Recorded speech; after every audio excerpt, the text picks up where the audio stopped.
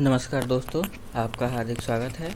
आज की इस वीडियो में हम यूपीएचसीएससी असिस्टेंट प्रोफेसर 2021 के प्रश्न पत्र की व्याख्या को देखेंगे। उत्तर प्रदेश असिस्टेंट प्रोफेसर यूपीएचसीएससी 2021 के हल प्रश्न पत्र को देखते हैं। आते हैं सवाल पर। पहला सवाल है, रसलीन का मूल नाम क्या है?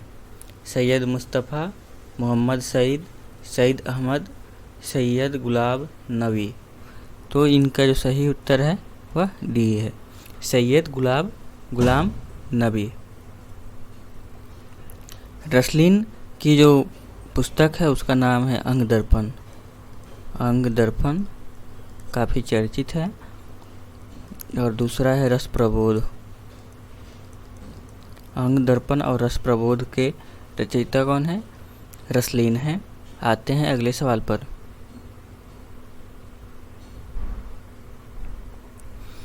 भारतेंदु की अकेली प्रतिभा ने हिंदी नाटक साहित्य, हिंदी नाट्य शास्त्र तथा हिंदी रंगमंच की स्थापना की। यह कथन किसका है? आचार्य रामचंद्र शुक्ल, हजारी प्रसाद द्विवेदी, रामविलास शर्मा, रामचंद्र तिवारी। यह कथन जो है रामचंद्र तिवारी जी की है। इनकी पुस्तक का नाम है हिंदी का गद्य साहित्य। हिंदी का गद्य साहित्य। इस तरह भारतेंदु की अकेली प्रतिभा ने हिंदी नाटक साहित्य, हिंदी नाट्य शास्त्र तथा हिंदी रंगमंच की स्थापना की। यह कथन जो है रामचंद्र तिवारी जी का है। आते हैं अगले सवाल पर। सुमित्रा नंदन पंत ने अपने किस काव्य संग्रह को बाल कल्पना का दुधमुहा प्रयास कहा? बाल कल्पना का दुधमुहा प्रयास कहा। पल्लव, ग्रंथ, वीणा, उच्छ्वास किसको कहा है? तो बाल कल्पना का दुधमुहा प्रयास जो है पंत ने किस रचना को माना? उन्होंने खुद स्वीकार किया है, वह है वीणा।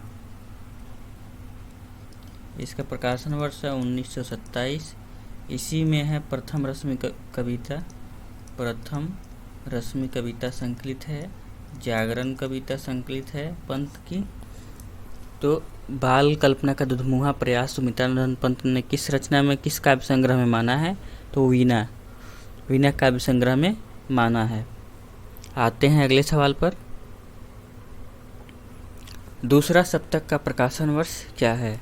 दूसरा सप्तक का प्रकाशन वर्ष है 1951। पहला सप्तक 1943, दूसरा सप्तक 1951। इसके संपादक जो हैं वो अज्ञे हैं, सच्चिदानंद हीरानंद वात्स्यायन अज्ञे।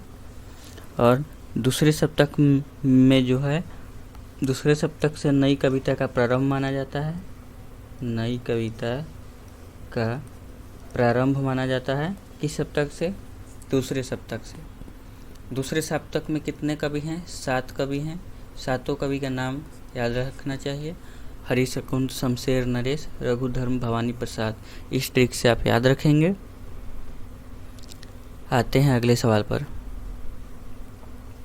किले में औरत किस कवि की कविता है? सर्वेश्वर दयाल सक्सेना, पवन करण, रघुवीर सहाय, अरुण कमल। किले में औरत किसकी रचना है? रघुवीर सहाय। रघुवीर सहाय की कविता है और यह कविता हंसो हंसो जल्दी हंसो में संकलित है। यह कविता जो है हंसो हंसो जल्दी हंसो में संकलित है। आते हैं अगले सवाल पर। किले में औरत किसकी कविता है? रघुवीर सहाय।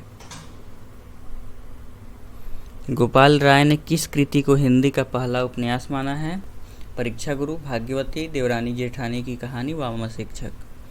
देवरानी जेठानी की कहानी को गोपाल राय में हिंदी का पहला उपन्यास माना है। देवरानी जेठानी की कहानी जो उपन्यास है उसका प्रकाशन वर्ष कब है? 1870। इसके लेखक कौन हैं? गौरी दत्त। गौरी दत्त इसके लेखक हैं। आते हैं अगले सवाल पर। गोपाल राय हिंदी का पहला उपन्यास मानते हैं किसको? देवरान जेठानी की कहानी को। आते हैं अगले सवाल पे। फांस उपन्यास का मूल कथ्य क्या है? फांस किसका उपन्यास है? फांस जो है संजीव का उपन्यास है। और फांस उपन्यास की जो विषय वस्तु है वह क्या है? किसान आत्महत्या है। अमीर गरीब का संघर्ष नहीं है, स्त्री संघर्ष, दलित संघर्ष, ये सब नहीं है। इसका जो मूल कथ्य है वो है किसानों की आत्महत्या के ऊपर लिखा गया है। और यह किस क्षेत्र के किसानों के ऊपर लिखा गया है? महाराष्ट्र के विदर्भ क्षेत्र, महाराष्ट्र के विदर्भ क्षेत्र, महाराष्ट्र के विदर्भ क्षेत्र के ऊपर लिखा गया यह उपन्यास है, जहां किसानों की आत्महत्या की समस्या को फांस उपन्यास में संजीव बताते हैं। आते हैं अगले सवाल पर। सचेतन कहानी की अवधारणा किस कहानीकार की है? मोहन राकेश, कमलेश्वर, राजेंद्र यादव, महीप सिंह। सचेतन कहानी की अवधारणा जो है महीप सिंह की है। महीप सिंह ने 1664 में 1964 में आधार नामक पत्रिका में सचेतन कहानी विशेषांक प्रकाशित कर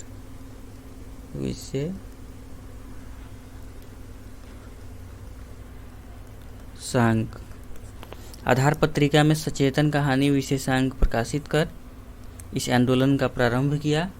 सचेतन कहानी आंदोलन या सचेतन कहानी की अवधारणा जो है महीप सिंह की है।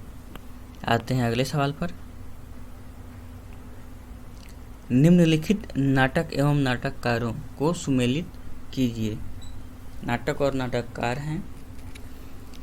अभंग गाथा किनकी नाटक है? नरेंद्र मोहन। अभंग गाथा जो है नरेंद्र मोहन की है।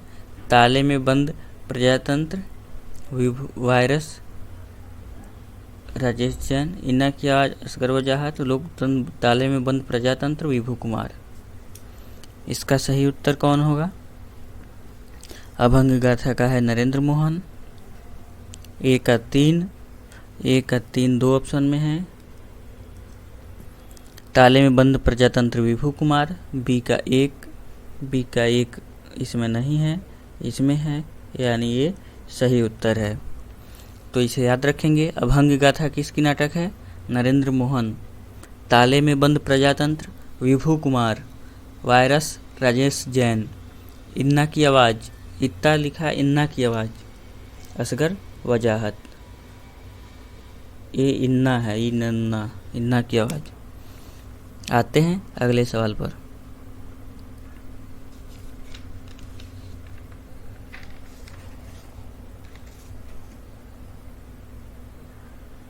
भारत दुर्दशा को निम्नलिखित में से क्या माना जाता है? नाटिका, नाट्यरासक, प्रहसन, गीति रूपक। भारत दुर्दशा क्या है? नाटिका है, नाट्यरासक है, प्रहसन है, गीति रूपक है। यह जो है नाट्यरासक विधा में आता है। भारत दुर्दशा का प्रकाशन वर्ष कब है? 1880। इसके लेखक कौन है? भारतेंदु हरिश्चंद्र का ये नाटक है। इसमें अंग्रेजी राज्य की निंदा की गई है, अंग्रेजी राज्य की दुर्दशा को दिखाया गया है। और भारत दुर्दशा जो है मौलिक नाटक है, मौलिक या अनुदित पूछता है, तो यह मौलिक नाटक है, इसे ध्यान रखेंगे। तो भारत दुर्दशा में कौन सा रूप है नाटक का? नाटिका, नाट्यरासक, इसे नाट्यरासक है, याद रखेंगे। भारत दुर्दशा में क्या है? नाट्यरासक। अगला सवाल। सौभाग्य और दुर्भाग्य मनुष्य की दुर्बलता के नाम है। यह कथन किसका है? ध्रुव स्वामी, कोमा, सकराज, चंद्रगुप्त। यह जो कथन है वह सकराज का है। सकराज कोमा से कहता है, तो यह कथन किसका है? सकराज का है। सकराज किससे कहता है? सकराज कोमा से कहता है। यह जो है संवाद किस नाटक से है? ध्रुव स्वामिनी के लेखक कौन है? जयशंकर प्रसाद।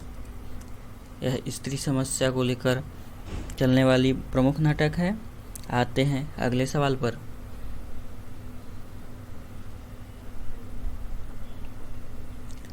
लंका की एक रात के निबंधकार कौन है? विद्यानिवास मिश्र, कुबेरनाथ राय, बालकृष्ण भट्ट, हजारी प्रसाद द्विवेदी।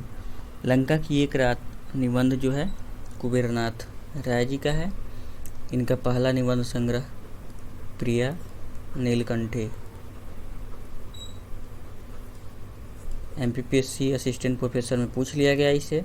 सन के साथ इसका प्रकाशन कब है? 1968 में है। यही पूछा गया था, इसे याद रखेंगे। आते हैं अगले सवाल पर। मिला तेज से तेज किस विधा की रचना है? ये भी MPPSC असिस्टेंट प्रोफेसर में पूछा गया है। यह जो है संस्मरण रेखाचित्र जीवनी है। जीवनी के लेखक कौन है? लेखक जो है सुधा चौहान है।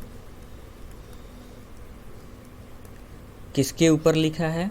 सुभद्रा कुमारी चौहान के ऊपर। सुभद्रा कुमारी चौहान की जीवनी है यह, और यह जीवनी उनकी पुत्री सुधा चौहान ने लिखा है। इसे MPPSC ने पूछ लिया था इस बार। आते हैं अगले सवाल पर।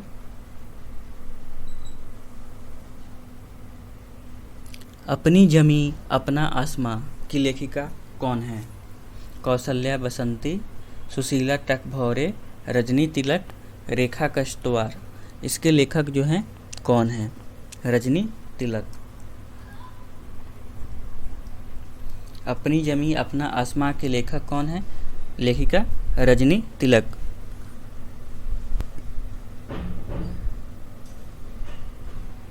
कछुआ धर्म निबंध के लेखक कौन है? पद्म सिंह शर्मा, चंद्रधर शर्मा गुलेरी, बालकृष्ण भट्ट, बालमुकुंद गुप्त। कछुआ धर्म निबंध के लेखक चंद्रधर शर्मा गुलेरी हैं। इनकी एक और निबंध है कछुआ धर्म प्लस मारेसी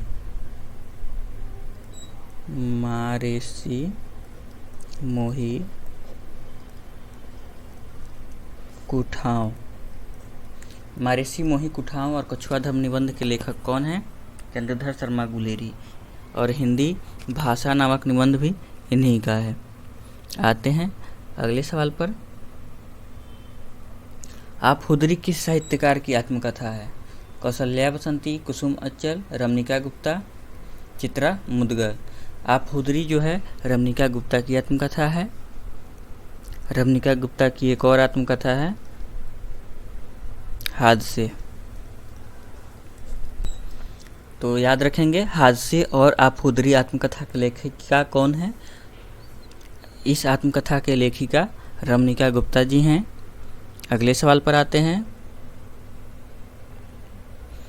भरत मुनि के रस सूत्र में प्रयुक्त निष्पत्ति का अर्थ उत्पत्ति किस आचार्य ने लगाया? 4 व्याख्याकार हुए अभिनवगुप्त, भट्टलोलट, भट्टनायक, शंकुक। इसमें उत्पत्ति का अर्थ जो है, निष्पत्ति का अर्थ उत्पत्ति यानी उत्पत्तिवाद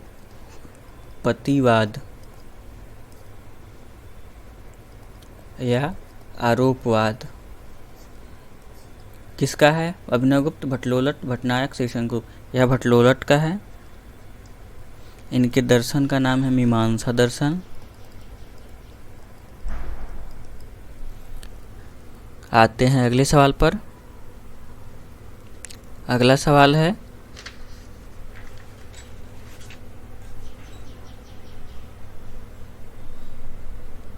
किस आचार्य ने दृष्ट प्रीति और अदृष्ट कृति को काव्य का प्रयोजन माना है?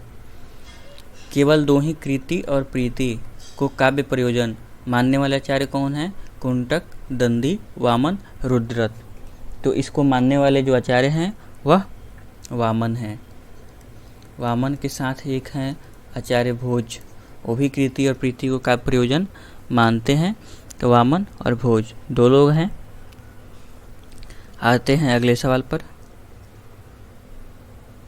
याद रखेंगे कृति प्रीति दोनों को काव्य प्रयोजन किसने माना है? वामन ने।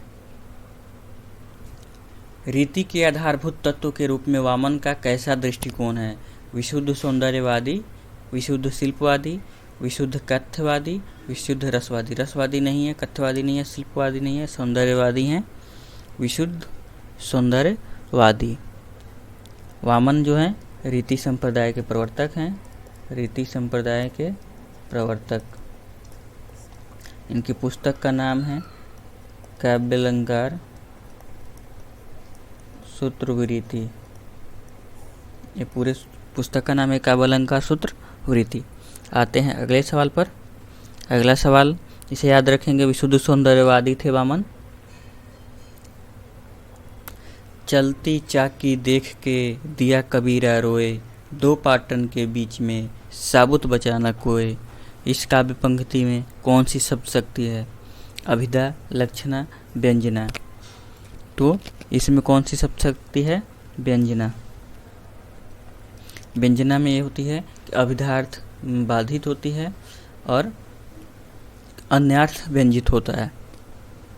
इसमें जो चक्की चल रहा है उसमें दुनिया के दुखी होने की बात कही गई है, इसलिए संसार चक्की के समान है जिसके जन्म और मृत्यु रूपी दो पाटों के बीच आदमी पूछता है, और यह व्यंजना शब्द शक्ति है। आते हैं अगले सवाल पर। लोंजाइनस ने उदात्तता का विवेचन किस ग्रंथ में किया है? लोंजाइनस पोएटिक्स अरस्तु का है। मॉरल फिलॉसफी इसमें भी नहीं है, ऑन द सबलाइन में किया है। ऑन द सबलाइन या पेरियुप्सुस। लोंजाइनस ने उदात्त सिद्धांत का प्रवर्तन किया है और उनकी पुस्तक का नाम है ऑन द सबलाइन, इसी में किया है। इसका अन्य नाम पेरियुप्सुस भी है, इसे याद रखेंगे। आते हैं अगले सवाल पर। किस पाश्चात्य विचारक ने कला और सहज अनुभूति को अभिन्न माना है? यानी जो कला है और जो सहज अनुभूति है व्यक्ति की, वह दोनों एक दूसरे से भिन्न नहीं है, दोनों एक है, कला और सहज अनुभूति। Benedict Croce, I A Richards, Spingarn, T S. Eliot. एक क्रोचे का है, इनके सिद्धांत का नाम है अभिव्यंजनावाद। अभिव्यंजनावाद। रिचर्ड्स का नहीं है, स्पिनगार का भी नहीं है, एलियट का भी नहीं है। और क्रोचे कहाँ के थे? इटली के थे। क्रोचे इटली के थे। इनकी पत्रिका का नाम क्या था? ला क्रिटिका। ला क्रिटिका पत्रिका निकालते थे क्रोचे, इसे भी ध्यान रखेंगे। आते हैं अगले सवाल पर। नई समीक्षा के केंद्र में कौन है? कृतिकार यानी लेखक, कृति, समाज, युगीन परिस्थितियाँ। नई समीक्षा में किसको ध्यान में रखा जाता है? कृति को। कौन लिखा है, किस समाज का जिक्र है, किन परिस्थितियों का जिक्र है, इससे ज़्यादा मत उस कृति में क्या है, कृति पे ज़्यादा जोर दिया जाता है।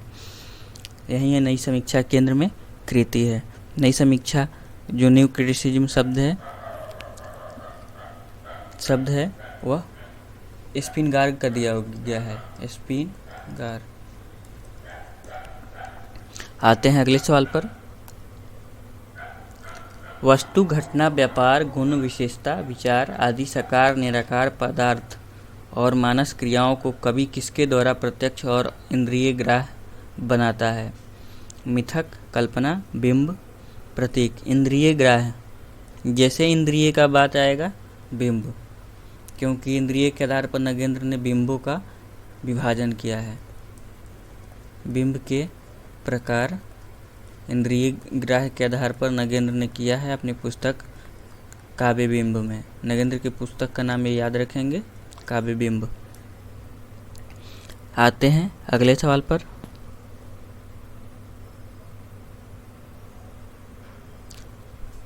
प्रतीकवाद की सर्वप्रथम घोषणा करने वाले विचारक कौन हैं? Emile Zola, Keats, Jean Moreas, James Joyce. प्रतीकवाद की सर्वप्रथम घोषणा किसने किया? Jean Moreas. कहाँ के थे? फ्रांस के रहने वाले थे। सर्वप्रथम घोषणा प्रतीकवाद का जीन मोरिस ने किया। प्रतीकवाद का आरंभ जो होता है 1886 ईस्वी के आसपास होता है।